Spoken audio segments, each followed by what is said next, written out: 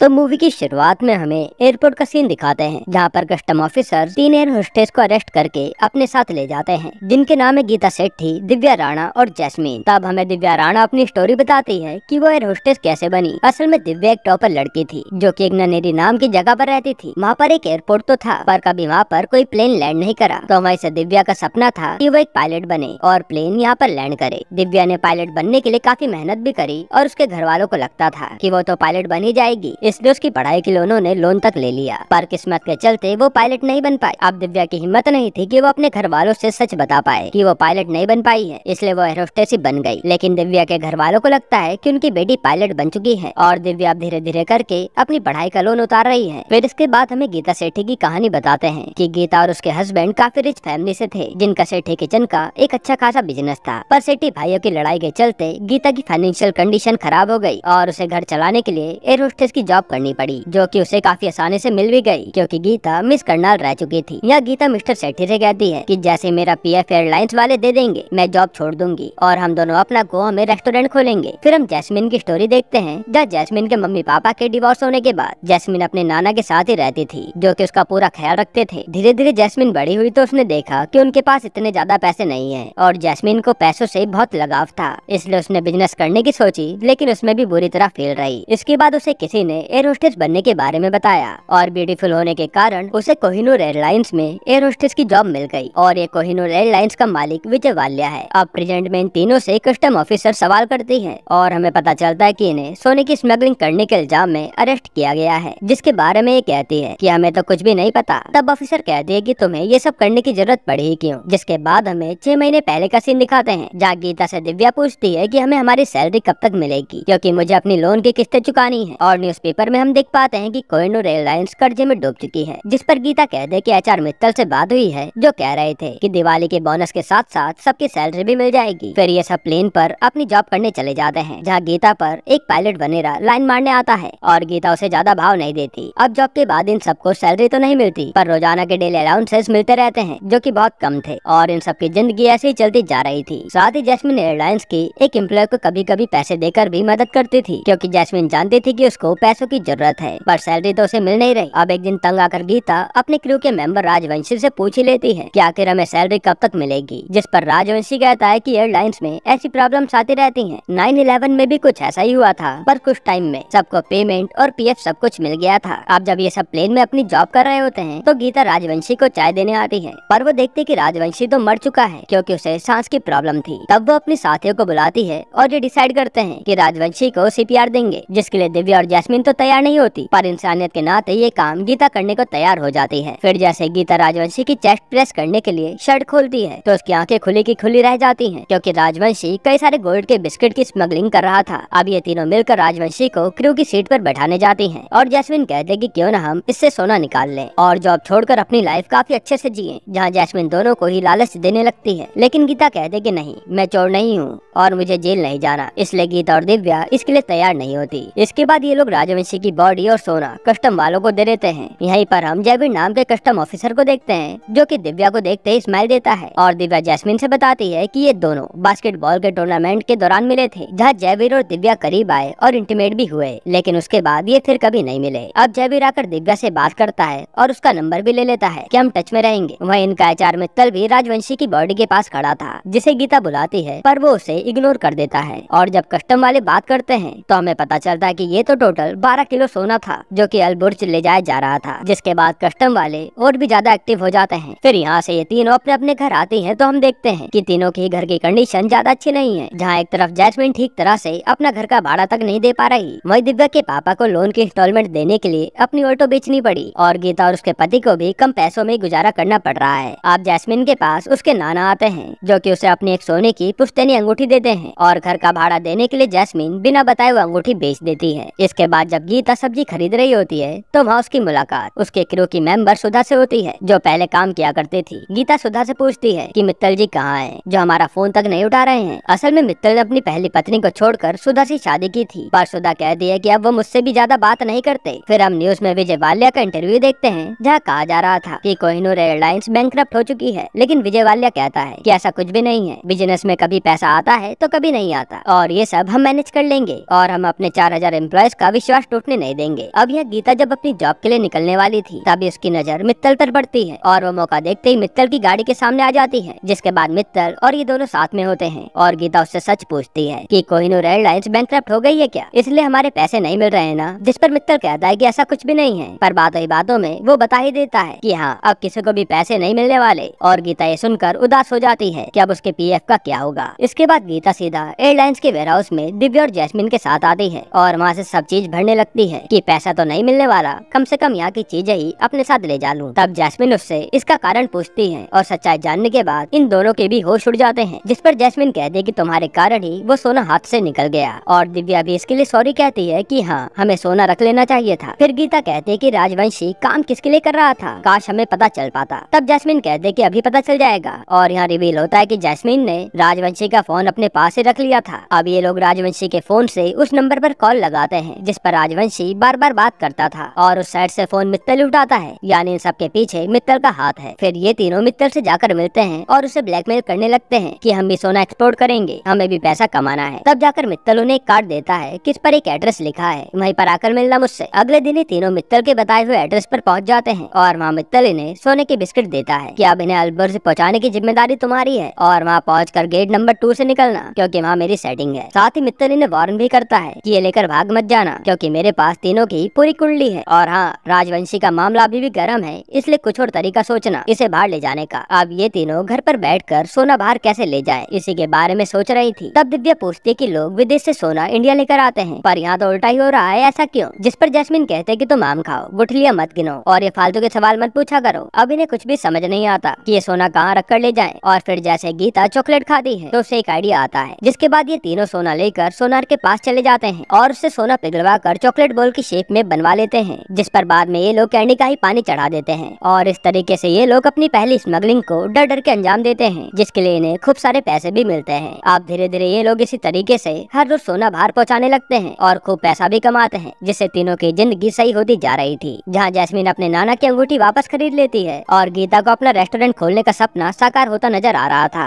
और ये लोग इन पैसों से खूब एंजॉय भी करते हैं और जो मन में आता है वही खरीदते रहते हैं। साथ ही जैस्मिन कुछ पैसे उस एम्प्लॉय को भी देती है ताकि उसकी थोड़ी मदद हो पाए। अब एक दिन इन तीनों की तरह खुश होकर काम करता देख क्रू की एक लड़की को शक होता है कि सैलरी न मिलने के बाद भी ये लोग इतना खुश क्यों हैं, पर वो इन्हें कुछ भी कहते नहीं। फिर एक दिन जब ये लोग अपनी फ्लाइट के लिए जा रहे होते हैं तब इन्हें कस्टम ऑफिसर रोक लेती है और इनके सामान की तलाशी लेने लगती है। अब जैसे वो ऑफिसर उस चॉकलेट वाले बॉक्स को उठाती है तभी वहाँ जैस्मिन को जयवीर दिखता है और वो दिव्या का नाम लेकर उसे वहाँ पर बुला लेती है। जिसके बाद जयवीर उस ऑफिसर से कहकर उन्हें जाने देता है और यहाँ पर आज ये बाल बाल बचे थे। अब जॉब के बाद ये लोग जब घर जा रहे होते हैं तब जैस्मिन दिव्या को जयवीर के नाम से छेड़ती है कि अब तो दोनों क्लोज आ गए हैं और फिर वो मौका देखते दिव्या के फोन से जयवीर को मैसेज कर देती है डिनर के लिए और तीनों को इतना खुश देखकर उनके साथ वाली मेंबर को थोड़ी जलन हो रही थी। अब रात को दिव्या जयवीर के साथ डिनर करने आती है जहाँ पर ये दोनों क्लोज आ जाते हैं, पर दिव्या कहते कि आज नहीं फिर कभी करेंगे। इसके अगले दिन जब ये लोग फ्लाइट पर होते हैं तो इन्हें आज का अलाउंस मिलता है, जिसे देखकर वही क्रू मेंबर कहती है इतने पैसों से तो मैं अपने बच्चे को भी अच्छे स्कूल में नहीं पढ़ा पाऊंगी और वो अपना हाल बताकर रोने लगती है। जिसे देखकर दिव्या और गीता को दया तो आती है पर वो कुछ कहती नहीं क्योंकि अगर वो इन्हें सच बता देंगे तो ये बात हर तरफ फैल जाएगी कि कंपनी बैंकरप्ट हो चुकी है और फिर इनका गोल्ड बाहर ले जाना नामुमकिन हो जाएगा। फिर कहानी प्रेजेंट में आती है जहाँ कस्टम ऑफिसर बार बार सोने के बारे में पूछे जा रही थी कि बुड्ढे के मरने के बाद सोना बार बार अलबुर्ज में स्मगल किया गया है और मुझे उसमें तुम्हारा हाथ लग रहा है, पर ये तीनों साफ साफ मना कर देती हैं। जिसके बाद वो ऑफिसर उनकी फोन चेक करती है और जैस्मिन के फोन में उसे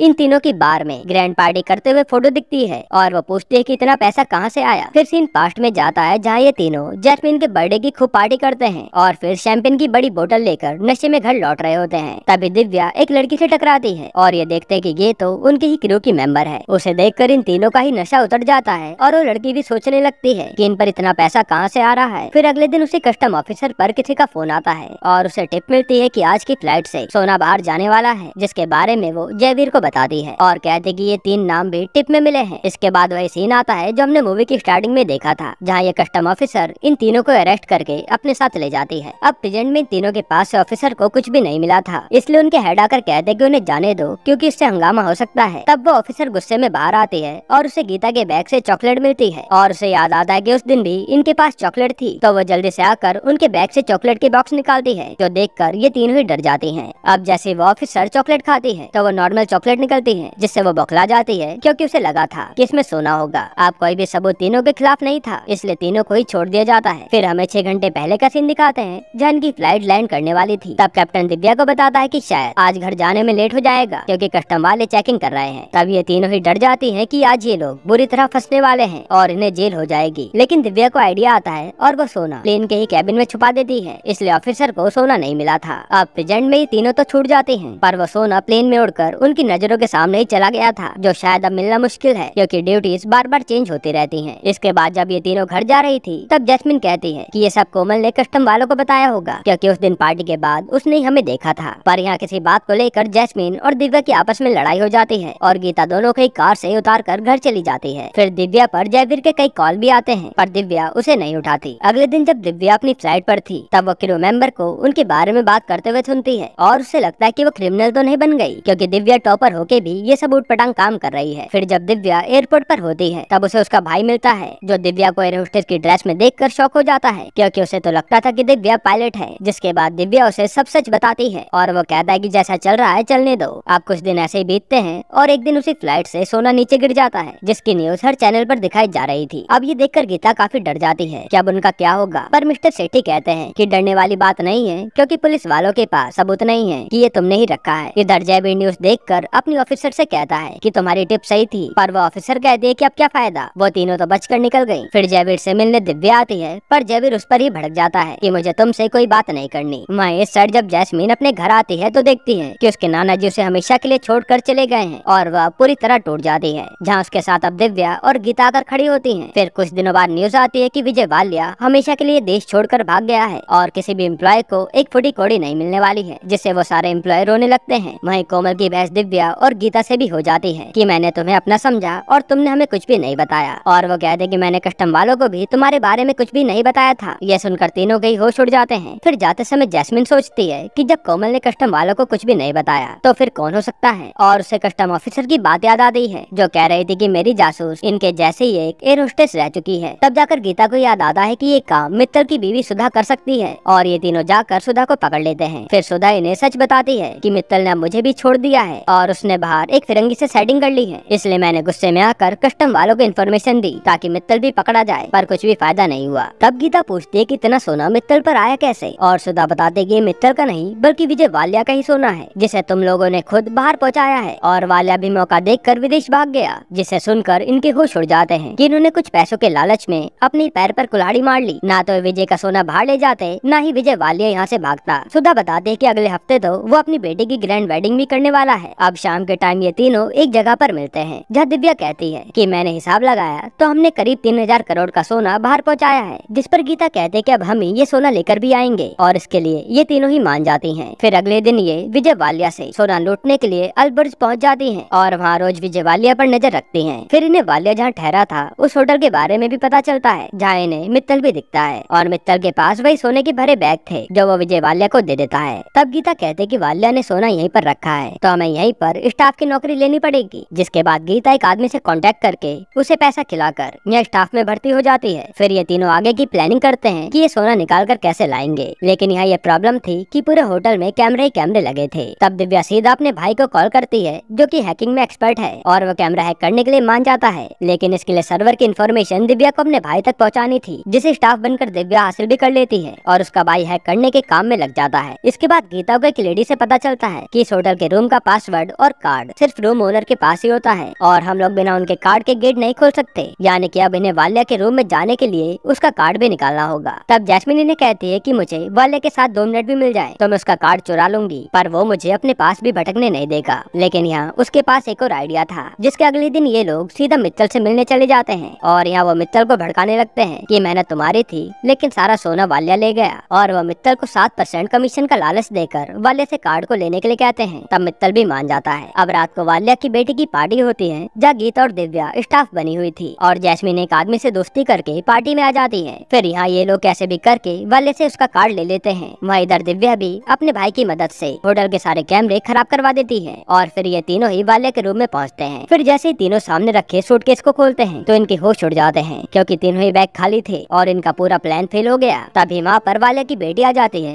और ये बचकर वहाँ से भाग जाते हैं। अब बाहर उदास बैठ कर ये कहते हैं कि अब हम कुछ भी नहीं कर सकते, हमें घर लौट जाना चाहिए। अब अब इसके 2 दिन बाद वाल्या अपनी बेटी और दामाद के साथ सारा सोना लेकर किसी दूसरे देश जाने के लिए निकलता है और प्लेन में हम देखते हैं कि उनकी खातिरदारी के लिए गीता और जैस्मीन पहले से ही मौजूद हैं। तब हमें फ्लैशबैक का सीन दिखाते हैं जहाँ गीता ने कहा था कि हमें वापस लौट जाना चाहिए। उसी समय जैस्मीन एक टैब निकालती है जो कि उसने वाल्या के रूम से उठा लिया था और उससे इन्हें पता चलता है कि वाल्या ये देश छोड़कर किसी आइलैंड पर जा रहा है और ये प्लान करते हैं कि हम प्लेन से ही सोना चुराएंगे। जिसके बाद सबसे पहले ये लोग प्लेन की क्रू को ठिकाने लगाते हैं और उनकी जगह खुद क्रू बन के आ जाते हैं। अब ये प्लेन में सबको बेहोशी की दवा डालकर शैंपेन पिलाते हैं पर वाल्या की बेटी उसे पीने से ही मना कर देती है और वो पटांग फरमाइशें करने लगती है जिसकी डिमांड पूरी करते करते ये लोग ही पागल हो जाते हैं। फिर थोड़ी देर में सारे लोग बेहोश हो जाते हैं पर वाले की बेटी ने तो कुछ भी पिया नहीं था इसलिए वो होश में थी। अब थोड़ी देर में उसके सोने के बाद ये लोग जल्दी से जाकर वाले के बैग चेक करते हैं तो सोना उसी में था और ये देखकर ये बहुत खुश होते हैं। पर तभी पीछे से वाले की बेटी आती है और वो अपने पापा को जगाने लगती है पर दवाई के कारण शोर मचाने के बाद भी कोई जागता नहीं और ये वाले की बेटी को बांध देते हैं। फिर जैस्मीन और गीता उन बैग को बंद करके ले जाने की तैयारी करते हैं और यहाँ वाले की बेटी किसी तरह से प्लेन उड़ाने वाले कैप्टन को कांटेक्ट करती है और हमें पता चलता है कि प्लेन उड़ाने वाला कोई और नहीं बल्कि दिव्या ही है। फिर हमें फ्लैशबैक दिखाते हैं जहाँ इन्हें पता चला था कि वाल्या के प्लेन का पायलट वही आदमी है जो कि गीता पर लाइन मारता है, इसलिए गीता उससे मिलने गई और उसे बेहोश करके बंद कर आई। फिर उसकी जगह दिव्या ने ले ली। अब प्रेजेंट में जब प्लेन को लैंड करने की बारी आती है तो दिव्या काफी ज्यादा डरी हुई थी क्योंकि उसे प्लेन तो उड़ाना आता था पर लैंड करना नहीं आता था, इसलिए वो गीता के कहने पर प्लेन लैंड करने के लिए किताब पढ़ती है। फिर वो रनवे देखकर प्लेन को बड़ी मुश्किल से लैंड करती है और यहाँ दिव्या को पता चलता है कि ये तो उसी का गांव है और यह दिव्या को पता चलता है कि ये तो उसी के गांव का रनवे है जहाँ वो कभी प्लेन उड़ाना चाहती थी। इसके बाद ये तीनों वो सोना लेकर वहाँ से चली जाती हैं और वाले तीनों को ही देखता रह जाता है पर कुछ कर नहीं पाता। फिर थोड़ी देर में वहाँ पर पुलिस और कस्टम वाले आ जाते हैं जो कि वाल्या को अरेस्ट कर लेते हैं और सोना भी जब्त कर लेते हैं क्योंकि इन तीनों ने पहले ही जयवीर से डील कर ली थी। इसके बाद हम देखते हैं कि इन तीनों ने वाल्या के बैग से पहले ही सोना निकाल लिया था जिसको वह क्रू मेंबर्स में बांट देते हैं और मित्तल को भी उसका हिस्सा मिल जाता है जो कि सुधा के पास लौट आता है और फिर जयवीर और दिव्या की भी लव स्टोरी शुरू होती है। जिसके बाद ये मूवी यहीं पर एंड होती है।